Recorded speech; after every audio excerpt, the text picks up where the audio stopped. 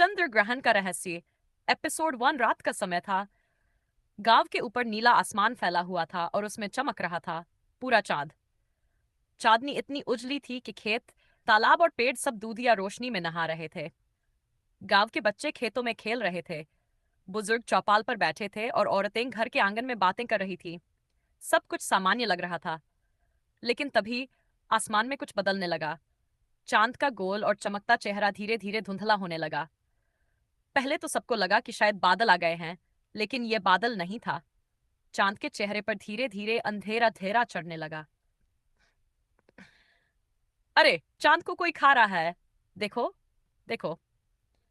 औरतें घर से बाहर दौड़ी, आदमी भी आसमान की ओर दूर देखने लगे। पूरा गांव इकट्ठा होकर घबराहट में एक दूसरे से पूछने लगा, ये क्या हो रहा है? क्या चांद डूब रहा है? क्या कोई बुरी निशानी है?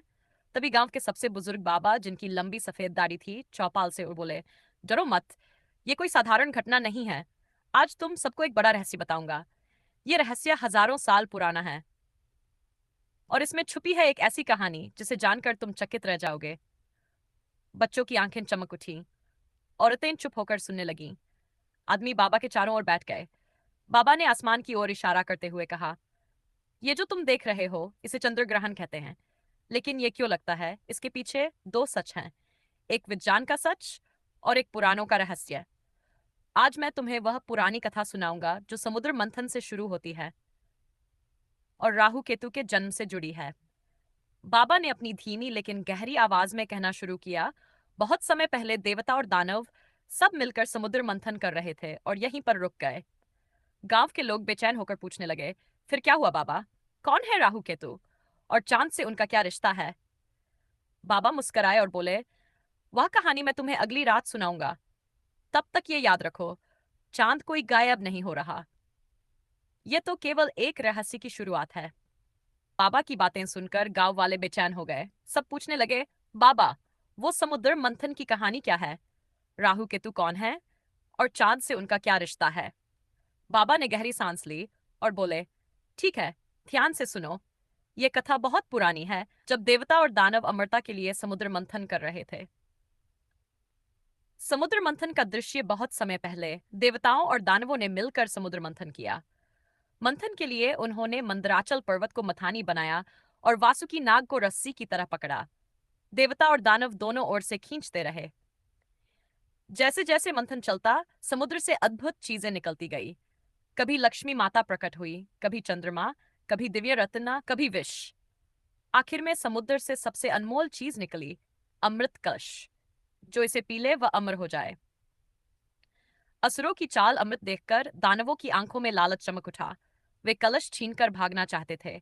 देवताओं ने सोचा, अगर दानव अमृत पी गए तो अधर्म का राज हो जाएगा। तभी भगवान विष्णु ने मोहिनी रूप धारण किया। मोहिनी ने दानवों को मोहित कर दिया और अमृत की रखवाली अपने हाथ में ले ली। देवताओं को अमृत पिलाया जाने लगा। लेकिन एक चालाक दानव ने मोहिनी का भेष पहचान लिया। वह चुपके से देवताओं के बीच बैठ गया। उसने अमृत की बूंद अपने होठों से छू ली। सूर्य और चंद्र की भूमिका। सूर्यदेव और चंद्रदेव ने उसे पहचान लिया। वे तुरंत मोहिनी के पास जाकर बोले, देवी, यह दानव छल से अमृत पी रहा है, इसे रोकिए। मोहिनी यानी भगवान विष्णु ने सुदर्शन चक्र उठाया और दानव का सिर धड़ से अलग कर दिया। लेकिन अमृत की बूंद उसके गले से नीचे उतर चुकी थी, इसलिए वह दानव मरा नहीं, बल्कि दो हिस्सों में बंट गया। उसका सिर बन गया राहु, उसका धड़ बन गया केतु। राहु केतु का शाप सिर कट जाने के बाद राहु क्रोधित होकर चिल्लाया, सूर्य और चंद्र, तुम दोनों ने मुझे धोखा दिया। आज से मैं तुम्हें चैन से नहीं रहने दूंगा। जब भी मौका मिलेगा मैं तुम्हें निगल जाऊंगा।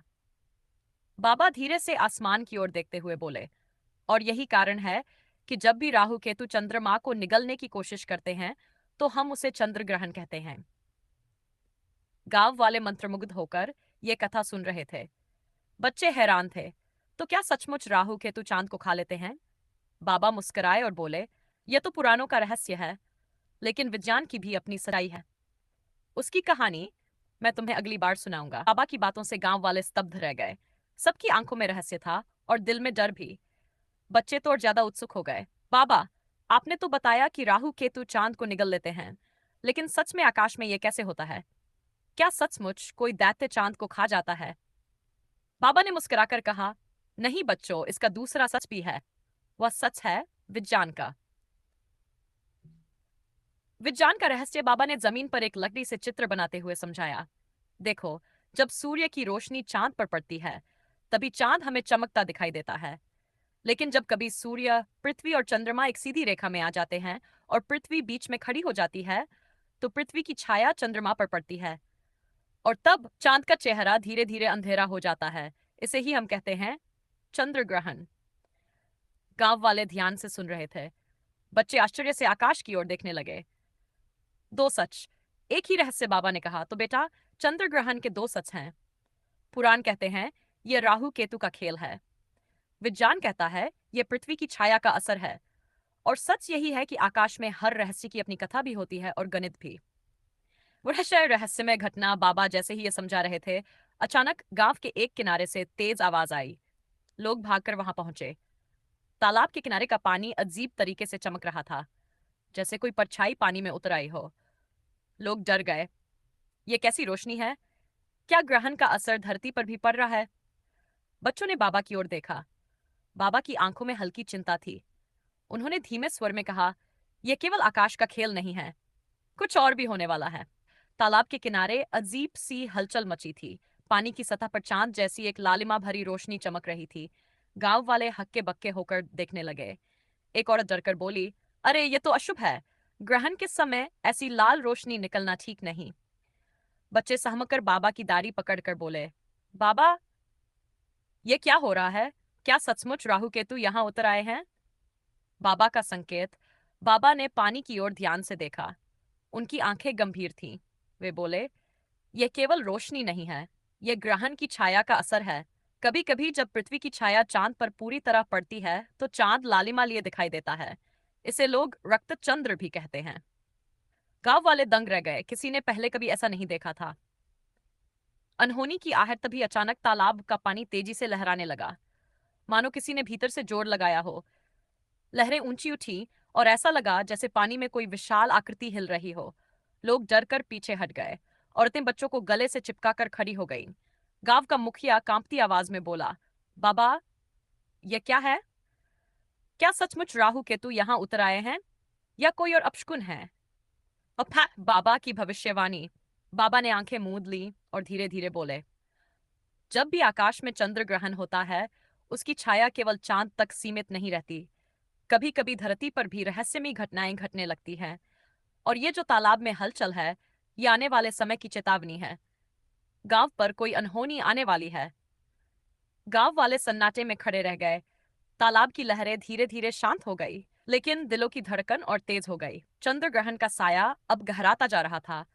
आसमान का चांद पूरा लाल हो गया था, मानो खून से रंगा हुआ हो। गांव वाले तालाब की हलचल से अभी भी सहमे हुए थे। सन्नाटा इतना गहरा था कि पत्तों की सरसराहट भी किसी बड़ी आवाज जैसी लग रही थी। पहली अनहोनी अचानक गांव के पश्चिमी हिस्से से ढोल नगाड़ों जैसी आवाज सुनाई दी। लेकिन वहां तो कोई बारात भी नहीं थी, न ही कोई त्योहार। लोग भागकर उस दिशा में गए। वहां उन्होंने देखा कि पुराने पीपल के पेड़ के नीचे अपने आप मिट्टी खिसक रही थी, जैसे किसी ने जमीन के नीचे से जोर लगाया हो। बच्चे चीख पड़े, बाबा, ये जमीन क्यों कांप रही है? बाबा की चेतावनी। बाबा वहां पहुंचे। उनकी आंखें चांद की लाल रोशनी में और भी रहस्यमय लग रही थीं। उन्होंने गंभीर आवाज में कहा, यह ग्रहण केवल आकाश में नहीं हो रहा, यह धरती को भी छू रहा है। इस पीपल के नीचे कुछ ऐसा दफन है जो इस ग्रहण की शक्ति से जाग रहा है। गांव वाले घबरा गए। मुखिया ने कांपते स्वर में पूछा, क्या मतलब बाबा? क्या यहाँ कोई दैत्य बंधा हुआ है? बाबा ने धीरे से सिर हिलाया, नहीं, दैत्य नहीं, लेकिन कोई पुराना रहस्य जरूर है। अजीब घटना इतने में मिट्टी और खिसकी, और वहां से एक पुराना तांबे का घड़ा बाहर निकल आया। उस पर अजीब सी आकृतियां बनी थी और उसका ढक्कन अपने आप कांप रहा था, जैसे अंदर कुछ बंद हो। गांव वाले औरत बच्चों को लेकर पीछे हट गए। कोई पास जाने की हिम्मत नहीं कर रहा था। रहस्यमय घड़ा, बाबा ने लाठी टेकते हुए कहा, यह वही घड़ा है जिसके बारे में मेरे दादा कहा करते थे। कहा जाता है कि इसमें कुछ ऐसा है जो केवल चंद्र ग्रहण की रात ही जागता है। गांव वाले हक्के बक्के रह गए। सबकी नजर उस कांपते घड़े पर टिक गई। और तभी ढक्कन हल्का सा खुल गया और उसमें से एक तेज नीली रोशनी निकल पड़ी। घड़े का ढक्कन जैसे ही खुला, उसमें से तेज नीली रोशनी आसमान की ओर उठने लगी। गांव वाले दहशत में चिल्लाकर पीछे हट गए। औरतों ने बच्चों को कसकर पकड़ लिया। नीली रोशनी धीरे धीरे घुमाव खाती हुई सीधे उस लालिमा से भरे चांद की ओर जाने लगी। चांद पर पड़ते ही मानो उसके रंग और भी गहरे हो गए। रहस्यमयी आवाज अचानक उसी घरे से एक भारी सी आवाज गूंज उठी। हजारों साल का बंधन टूट चुका है, अब मैं मुक्त हूं। लोग स्तब्ध रह गए।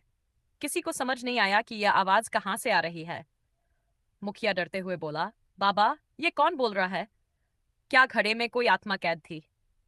बाबा का खुलासा। बाबा ने गहरी सांस ली और बोले, यह वही शक्ति है जिसे हमारे पूर्वजों ने सैकड़ों साल पहले इस घड़े में बांध दिया था। कहा जाता है कि यह शक्ति ग्रहण की छाया में जाग जाती है और आसमान से जुड़ जाती है। आज चंद्र ग्रहण की वजह से इसका बंधन टूट गया। गांव वाले एक दूसरे की ओर सहमे हुए देखने लगे। घटना तेज होती है। नीली रोशनी अचानक फट पड़ी और उसका एक हिस्सा धरती पर गिरा। वह पीपल के पेड़ की जड़ों में समा गई। तुरंत ही पेड़ की शाखाएं हिलने लगीं, मानो कोई अदृश्य शक्ति उसमें उतर आई हो। पेड़ की परछाई लंबी होती जमीन पर अजीब आकृतियां बनाने लगी। बच्चे डर से चीख पड़े, पेड़ पेड़ चल रहा है। बाबा की चिंता। बाबा की आंखें चिंता से भर गई। उन्होंने कहा, यह शक्ति साधारण नहीं है। अगर इसे समय रहते रोका न गया तो यह पूरे गांव के लिए विनाश बन जाएगी। मुखिया हड़बड़ाकर पूछ बैठा, बाबा अब क्या होगा? बाबा ने आसमान की ओर देखते हुए धीमे स्वर में कहा, इसका जवाब चंद्र ग्रहण खुद देगा, लेकिन पहले हमें इसके अतीत को समझना होगा। लोग अब सन्नाटे में थे। पीपल का पेड़ अजीब तरह से हिल रहा था और नीली रोशनी उसकी जड़ों में समा चुकी थी। बच्चे डर से बाबा के पीछे छिप गए। मुखिया कांपती आवाज में बोला, बाबा, हमें सच सच बताइए, आखिर ये शक्ति क्या है?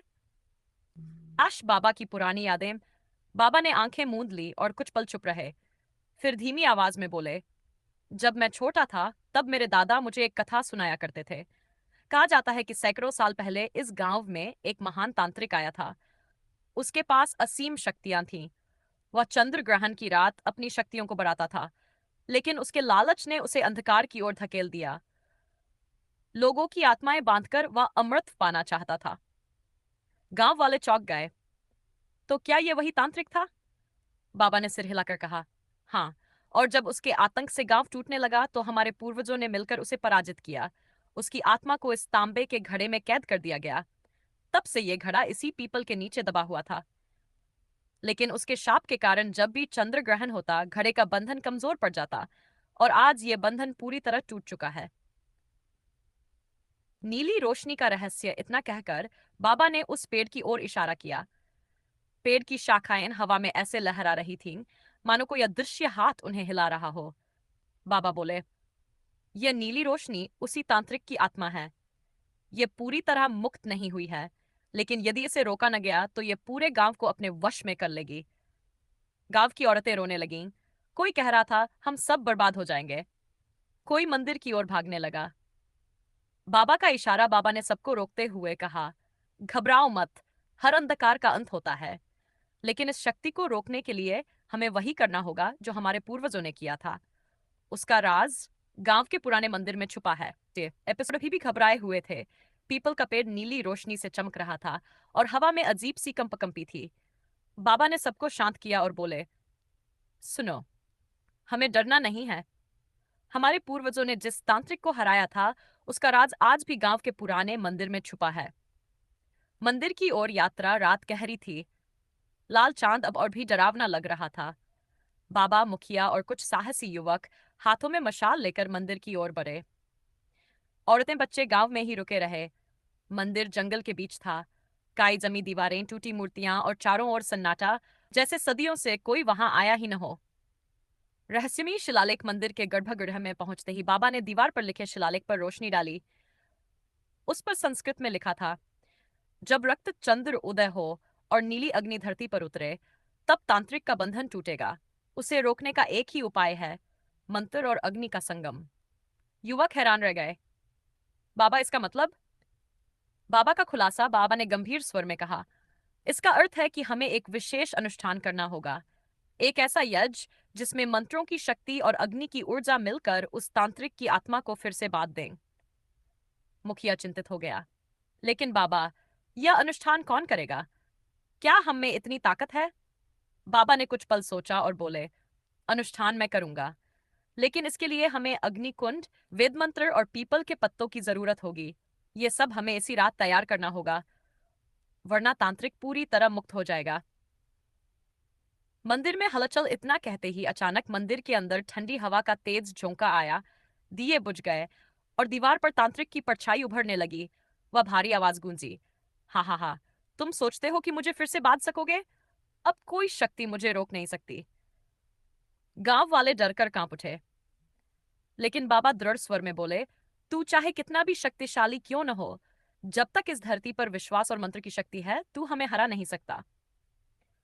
एपिसोड 8 खत्म। अगली कड़ी में मंदिर में शुरू